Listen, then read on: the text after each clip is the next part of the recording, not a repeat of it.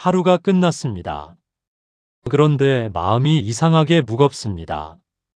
특별히 나쁜 일이 있었던 것도 아닙니다. 누군가와 크게 다툰 것도 아닙니다. 그냥 이유 없이 지칩니다. 이런 날이 있습니다.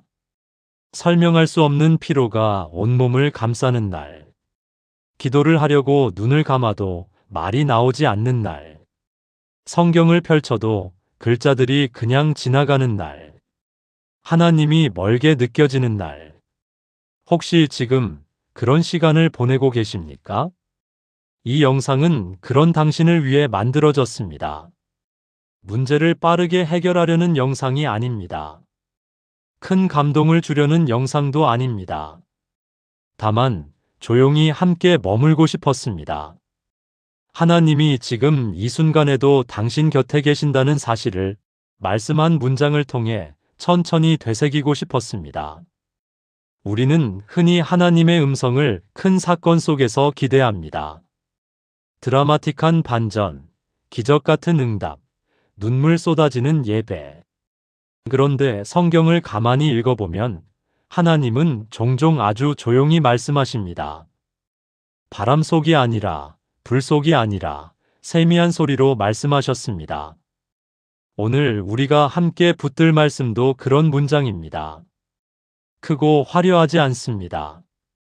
그러나 마음 깊은 곳에 오래 머무는 문장입니다. 지친 날, 무너질 것 같은 날, 아무것도 하기 싫은 날. 바로 그런 날을 위해 하나님이 성경 안에 미리 준비해 두신 문장입니다. 지금 잠시 멈춰 주십시오. 하던 일을 내려놓아도 괜찮습니다.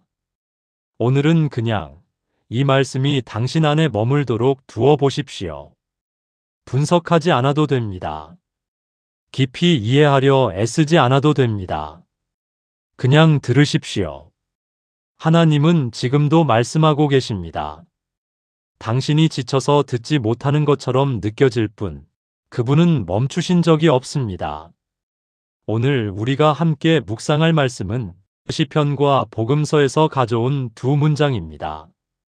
수천 년 전에 기록된 말씀이지만 지금 이 순간 당신의 마음을 위해 쓰인 것처럼 읽힐 것입니다. 성경은 과거의 기록이 아닙니다. 살아있는 말씀입니다. 지금 이 순간에도 살아 움직이며 우리의 마음에 와닿는 말씀입니다. 자, 이제 함께 시작하겠습니다. 천천히 차분하게. 서두르지 않아도 됩니다. 오늘 이 시간만큼은 그냥 여기 머물러 주십시오. 오늘 우리가 가장 먼저 붙들 문장은 시편 23편 1절입니다. 아마 많은 분들이 이미 알고 있는 말씀일 것입니다. 너무 익숙해서 오히려 마음에 잘 닿지 않을 수도 있습니다. 그런데 오늘은 조금 다르게 읽어보려 합니다. 외우는 말씀이 아니라 지금 이 순간 나에게 건네진 말씀으로 함께 읽겠습니다. 여호와는 나의 목자시니 내게 부족함이 없으리로다. 시편 23편 1절입니다. 딱 한 문장입니다. 그런데 이 한 문장 안에 놀라운 선언이 담겨 있습니다.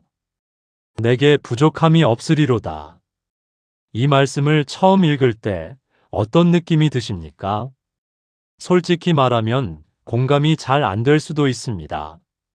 지금 이 순간 부족한 것이 너무 많게 느껴지는 분도 계실 것입니다. 체력이 부족하고 용기가 부족하고 말씀 앞에 앉을 힘도 부족한 것 같은 날. 그런 날에 부족함이 없다는 말씀이 과연 나에게 해당되는 말인지 의문이 들 수 있습니다.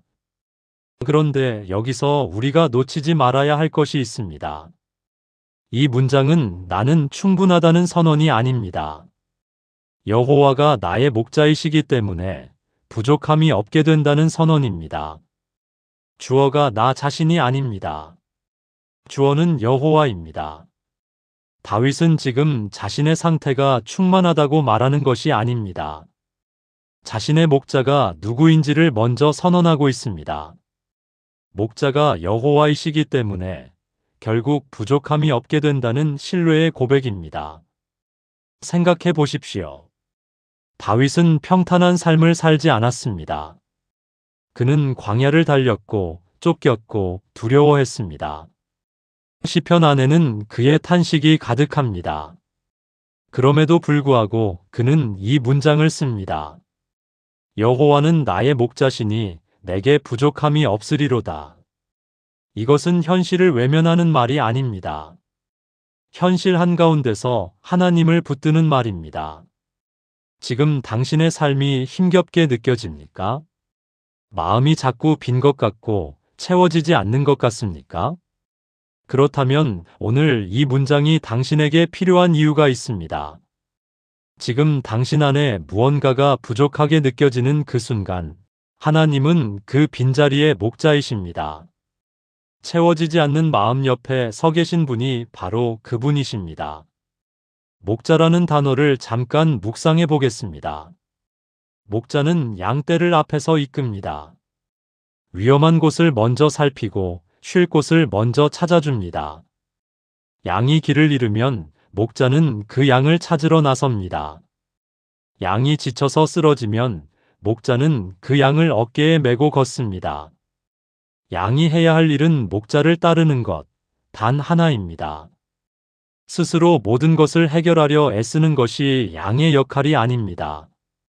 지금 당신이 지쳐 있다면 어쩌면 너무 오래 혼자 걸으려 했기 때문일 수 있습니다. 모든 것을 스스로 감당하려 했기 때문일 수 있습니다. 하나님은 오늘 이 문장을 통해 조용히 말씀하십니다. 나는 내 목자이다. 네가 지쳐서 걷지 못해도 내가 너를 이끈다. 이 말씀은 조건이 없습니다. 충분히 기도했을 때만 목자가 되시는 것이 아닙니다. 말씀을 많이 읽었을 때만 이끄시는 것이 아닙니다. 여호와는 지금 이 순간에도 이미 당신의 목자이십니다. 당신이 그것을 느끼지 못하는 날에도 그분은 그 자리를 떠나신 적이 없습니다. 오늘 이 문장을 소리내어 한번 읽어보시겠습니까? 여호와는 나의 목자시니 내게 부족함이 없으리로다. 분석하지 않아도 됩니다. 완벽하게 믿어지지 않아도 괜찮습니다. 그냥 이 문장을 오늘 하루 마음에 품고 계십시오. 지쳐서 무너질 것 같은 그 순간, 이 문장이 당신을 조용히 붙들어 줄 것입니다. 시편 23편에서 우리는 하나님이 목자이심을 묵상했습니다. 이제 두 번째 문장으로 넘어가겠습니다. 이번에는 예수님이 직접 하신 말씀입니다. 마태복음 11장 28절입니다. 함께 읽겠습니다. 수고하고 무거운 짐진 자들아, 다 내게로 오라, 내가 너희를 쉬게 하리라. 이 문장을 처음 들었을 때 어떤 느낌이 드십니까? 혹시 너무 익숙해서 그냥 지나쳐 버리셨습니까? 우리는 종종 익숙한 말씀 앞에서 마음의 문을 닫습니다. 아, 이 구절이구나 하고 넘어가 버립니다. 그런데 오늘은 잠깐 멈춰 보겠습니다. 이 문장을 처음 듣는 것처럼 다시 한번 천천히 읽어보겠습니다. 수고하고 무거운 짐진 자들아, 다 내게로 오라, 내가 너희를 쉬게 하리라. 예수님은 지금 누구를 부르고 계십니까? 수고하고 무거운 짐진 자들입니다. 준비된 사람을 부르시는 것이 아닙니다. 정리된 사람을 부르시는 것이 아닙니다. 충분히 기도하고 말씀 읽은 사람을 부르시는 것이 아닙니다. 지친 사람, 무거운 사람, 짐을 지고 있는 사람. 바로 그 상태의 사람을 부르고 계십니다. 이것이 얼마나 놀라운 초대인지 생각해 보십시오. 우리는 보통 무언가를 갖추고 나서 나아가려 합니다. 좀 더 회복되면 기도하겠다고 생각합니다. 마음이 정리되면 말씀 앞에 앉겠다고 생각합니다.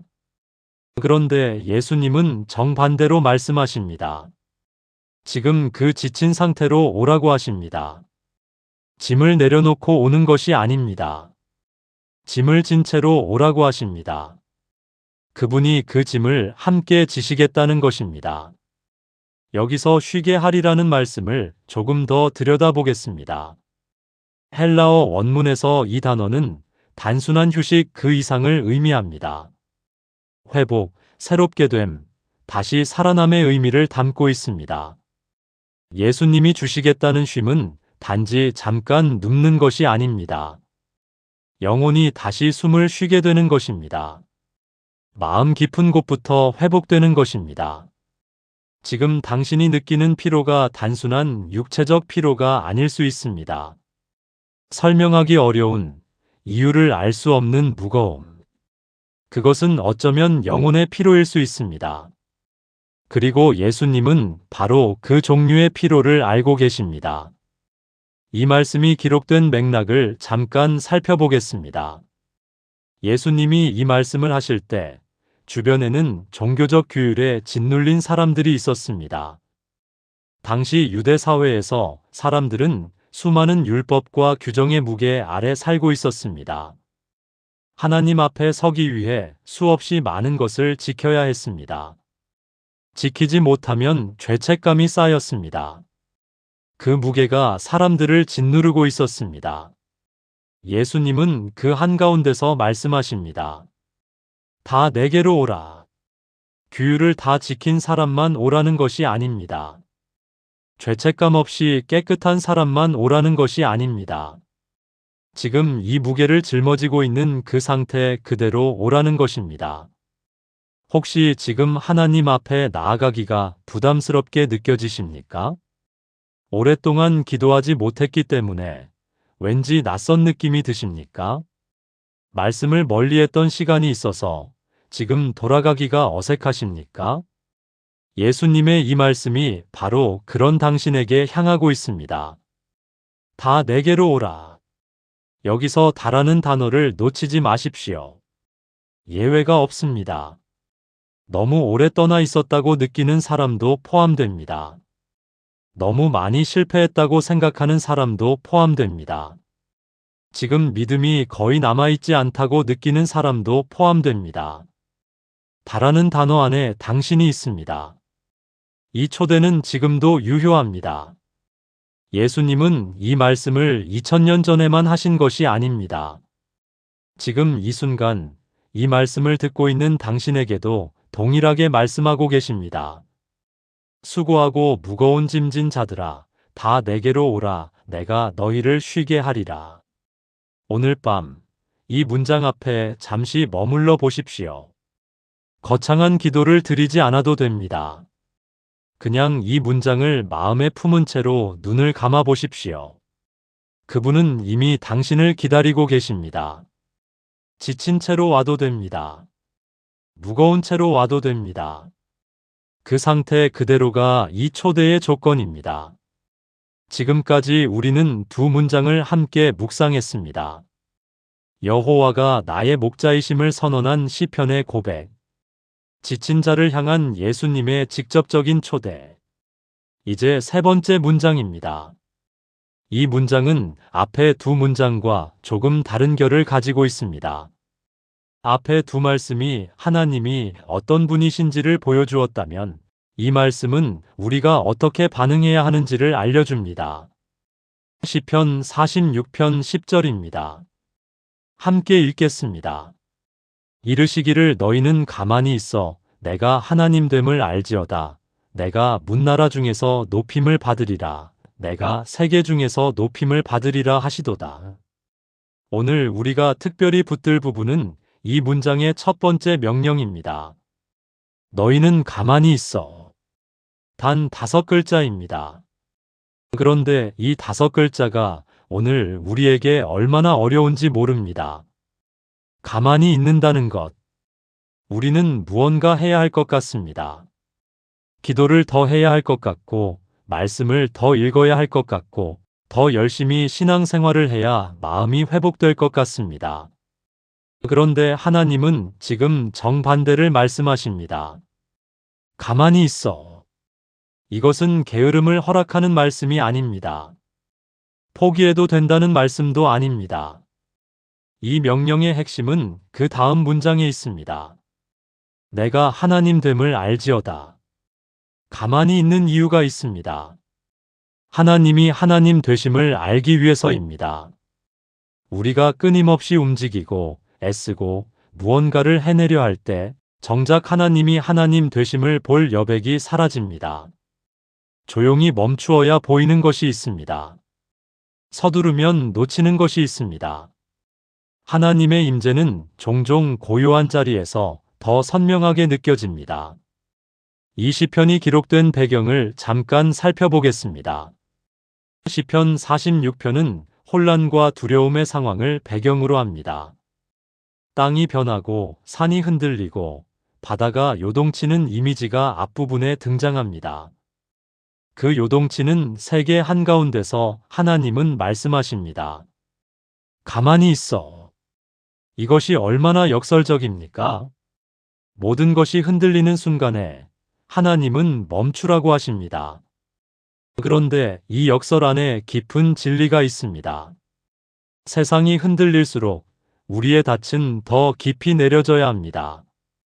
파도가 높을수록 배는 더 단단히 정박해야 합니다. 가만히 있어는 흔들리는 상황을 무시하라는 것이 아닙니다. 흔들리는 상황 속에서도 하나님을 바라보라는 것입니다. 지금 당신의 마음이 어떻습니까? 이것저것 해결하려고 머릿속이 분주합니까?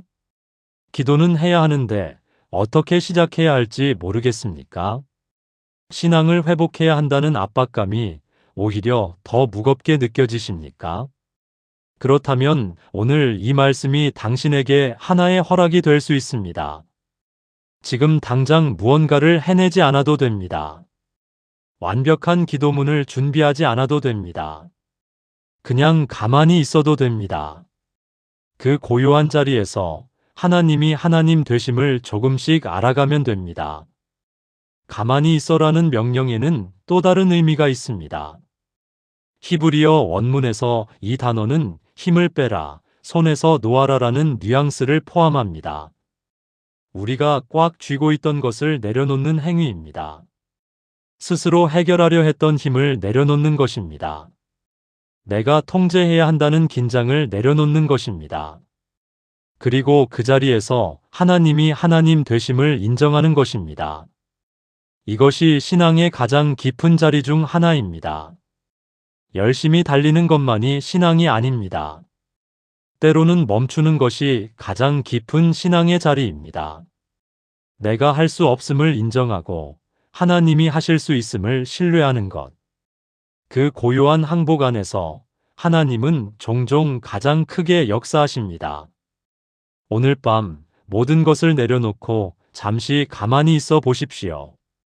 눈을 감아도 됩니다. 아무 말을 하지 않아도 됩니다. 그냥 이 문장만 마음에 품으십시오. 너희는 가만히 있어 내가 하나님 됨을 알지어다. 당신이 가만히 있는 그 자리에서 하나님은 여전히 하나님이십니다. 당신이 지쳐 아무것도 할 수 없는 그 순간에도 그분의 하나님 되심은 변하지 않습니다. 그것을 오늘 다시 한번 조용히 알아가십시오. 가만히 있으라는 말씀을 묵상했습니다. 그런데 막상 가만히 있으려 하면 마음이 더 시끄러워질 때가 있습니다. 아무것도 하지 않고 있으면 오히려 생각이 많아집니다. 걱정이 파도처럼 밀려오고 불안이 틈새를 비집고 들어옵니다. 혹시 그런 경험을 해보신 적이 있습니까? 조용히 앉아 있으려 했는데 오히려 더 어수선해지는 마음.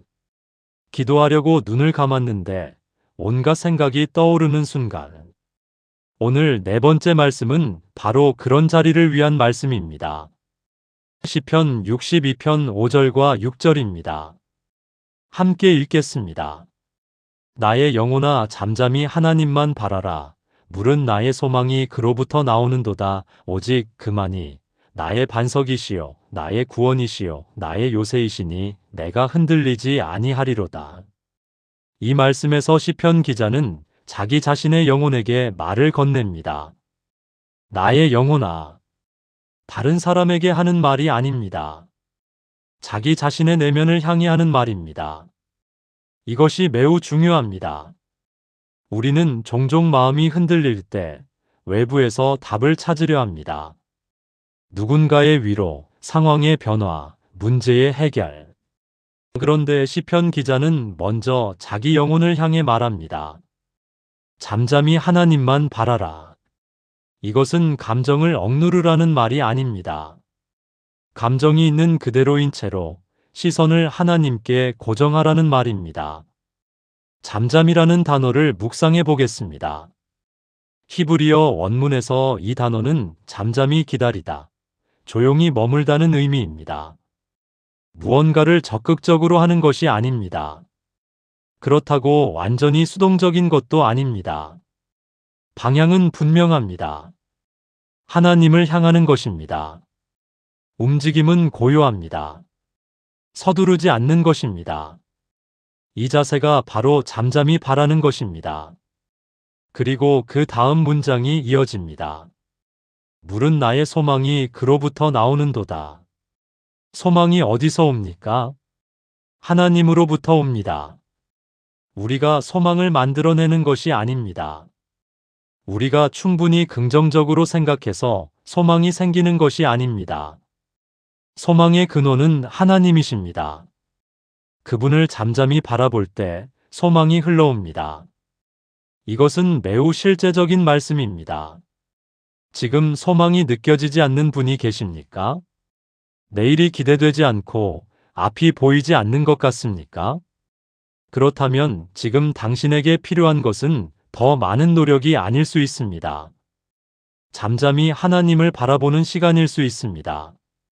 소망은 우리 안에서 만들어지는 것이 아니라 하나님으로부터 받아지는 것이기 때문입니다.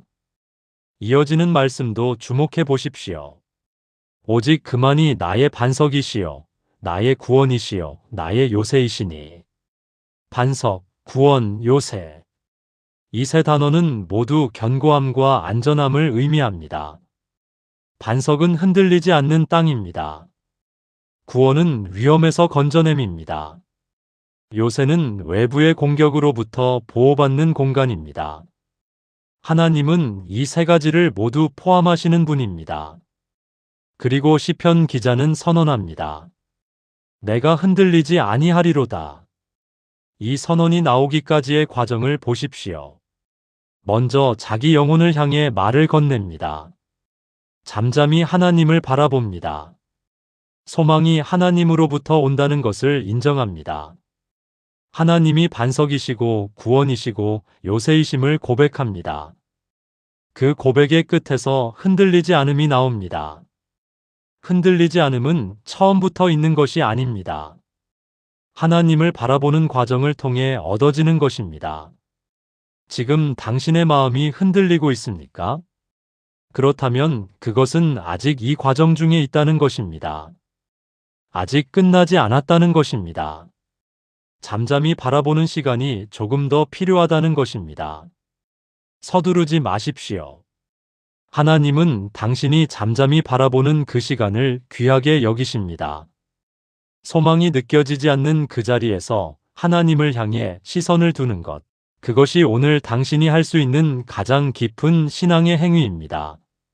나의 영혼아, 잠잠히 하나님만 바라라. 오늘 이 문장을 당신 자신의 영혼에게 건네보십시오. 조용히, 천천히. 내 영혼아, 잠잠히 하나님만 바라라. 그 고요한 자리에서 소망이 다시 자라기 시작할 것입니다. 우리는 지금까지 네 문장을 함께 걸어왔습니다. 여호와가 나의 목자이심을 고백한 다윗의 선언. 지친 자를 향해 오라고 부르시는 예수님의 초대. 가만히 있어 하나님 되심을 알라는 고요한 명령. 그리고 잠잠히 하나님만 바라볼 때 소망이 자란다는 시편의 권면. 이 네 문장이 하나의 방향을 가리키고 있습니다. 하나님은 당신 곁에 계십니다. 오늘 다섯 번째 문장은 그 사실을 가장 강하게 확언하는 말씀입니다. 로마서 8장 38절과 39절입니다. 함께 읽겠습니다. 내가 확신하노니 사망이나 생명이나 천사들이나 권세자들이나 현재일이나 장래일이나 능력이나 높음이나 깊음이나 다른 어떤 피조물이라도 우리를 우리 주 그리스도 예수 안에 있는 하나님의 사랑에서 끊을 수 없으리라. 이 문장을 천천히 다시 한번 들어보십시오. 바울은 지금 목록을 나열하고 있습니다. 사망, 생명, 천사들, 권세자들, 현재의 일, 장래의 일, 능력, 높음, 깊음. 그리고 마지막에 다른 어떤 피조물이라도라고 말합니다. 이것은 예외를 남기지 않겠다는 선언입니다. 바울은 생각할 수 있는 모든 것을 나열한 뒤에 말합니다. 그 어떤 것도 하나님의 사랑에서 우리를 끊을 수 없다고. 여기서 잠깐 멈추어 보겠습니다. 이 목록 안에 현재 일이 포함되어 있습니다. 지금 당신이 겪고 있는 일, 지금 당신이 느끼는 피로, 지금 당신이 마주하고 있는 무거움, 그것도 이 목록 안에 있습니다. 그리고 바울은 말합니다. 그것조차도 하나님의 사랑에서 당신을 끊을 수 없다고. 또한 이 목록 안에 장래일도 있습니다. 앞으로 무슨 일이 생길지 모르는 불안, 내일이 두렵게 느껴지는 마음, 그 미래의 모든 일도 이 목록 안에 있습니다. 그리고 그것도 당신을 하나님의 사랑에서 끊을 수 없습니다. 혹시 지금 이런 생각을 하고 계십니까? 나는 너무 오래 하나님과 멀어져 있었다. 내 믿음이 너무 약해져서 하나님이 나를 포기하셨을지도 모른다. 이 말씀은 바로 그 생각에 정면으로 응답합니다. 하나님의 사랑은 당신의 믿음의 크기에 달려있지 않습니다. 당신의 기도의 양에 달려있지 않습니다. 당신이 얼마나 잘 살았는지에 달려있지 않습니다. 바울이 말하는 이 사랑은 우리 주 그리스도 예수 안에 있는 사랑입니다. 예수님 안에 이미 완성된 사랑입니다. 우리의 상태가 그 사랑을 만들어내는 것이 아닙니다. 우리의 상태와 관계없이 그 사랑은 이미 존재합니다. 바울이 이 편지를 쓸 때 그는 평안한 상황에 있지 않았습니다. 그는 감옥에 갇혔고 매를 맞았고 생명의 위협을 받았습니다. 그 상황 속에서 그는 내가 확신하노니라고 씁니다. 이 확신은 상황이 좋아서 생긴 확신이 아닙니다. 상황이 힘겨운 한가운데서 하나님의 사랑을 경험했기 때문에 생긴 확신입니다. 잠잠히 바라보는 자리에서 소망이 자라듯 끊을 수 없는 사랑 안에 머무는 자리에서 확신이 자랍니다. 이 두 진리는 서로 연결되어 있습니다. 하나님만 바라보는 고요한 자리에서 그분의 사랑이 얼마나 견고한지를 더 깊이 알게 됩니다. 지금 당신이 지쳐 있다는 것, 마음이 무겁다는 것, 그것은 당신이 하나님의 사랑 밖에 있다는 증거가 아닙니다. 오히려 그 지친 자리에서 하나님의 사랑이 더 선명하게 경험될 수 있습니다. 우리가 강할 때는 잘 느끼지 못하는 것을 약해졌을 때 비로소 실감하게 되는 것이 있습니다. 내가 아무것도 할 수 없을 때 그분이 붙들고 계심을 가장 깊이 느끼게 됩니다. 오늘 이 문장을 마음에 새겨 보십시오. 다른 어떤 피조물이라도 우리를 우리 주 그리스도 예수 안에 있는 하나님의 사랑에서 끊을 수 없으리라. 당신의 지침도, 당신의 실패도, 당신의 의심도, 당신의 무너짐도, 그 어느 것도 하나님의 사랑에서 당신을 끊어낼 수 없습니다. 이것이 오늘 당신의 마음에 가장 오래 머물기를 바랍니다. 문제가 해결되지 않아도 괜찮습니다. 상황이 당장 바뀌지 않아도 괜찮습니다. 하나님의 사랑 안에 당신이 있다는 사실, 그것 하나만으로 오늘은 충분합니다. 오늘 우리는 5문장을 함께 걸어왔습니다. 천천히 서두르지 않고 조용히 다시 한번 그 문장들을 마음속에서 되새겨 보겠습니다. 여호와는 나의 목자시니 내게 부족함이 없으리로다. 수고하고 무거운 짐진 자들아, 다 내게로 오라. 내가 너희를 쉬게 하리라. 너희는 가만히 있어 내가 하나님 됨을 알지어다. 나의 영혼아 잠잠히 하나님만 바라라. 물은 나의 소망이 그로부터 나오는도다. 다른 어떤 피조물이라도 우리를 우리 주 그리스도 예수 안에 있는 하나님의 사랑에서 끊을 수 없으리라. 이 5문장을 함께 놓고 보면 하나의 흐름이 보입니다. 하나님은 나의 목자이십니다. 그분은 지친 나를 있는 그대로 부르십니다. 그분 앞에서 나는 가만히 있어도 됩니다. 잠잠히 바라볼 때 소망이 그분으로부터 흘러옵니다. 그리고 그 어떤 것도 나를 그분의 사랑에서 끊을 수 없습니다. 이것이 오늘 우리가 함께 묵상한 하나님의 성품입니다. 멀리 계신 하나님이 아닙니다. 조건을 요구하시는 하나님이 아닙니다. 완벽한 나를 기다리시는 하나님이 아닙니다. 지금 이 순간 지친 나 곁에 계신 하나님입니다. 말씀이 우리를 붙드는 방식에 대해 한 가지를 더 나누고 싶습니다. 우리는 종종 말씀을 통해 즉각적인 변화를 기대합니다. 이 구절을 읽으면 기분이 나아질 것 같고 저 문장을 외우면 두려움이 사라질 것 같습니다. 그런데 말씀이 우리를 붙드는 방식은 때로 훨씬 조용하고 훨씬 느립니다. 마치 땅속 깊이 스며드는 비처럼. 눈에 띄지 않지만 뿌리까지 닿는 물처럼.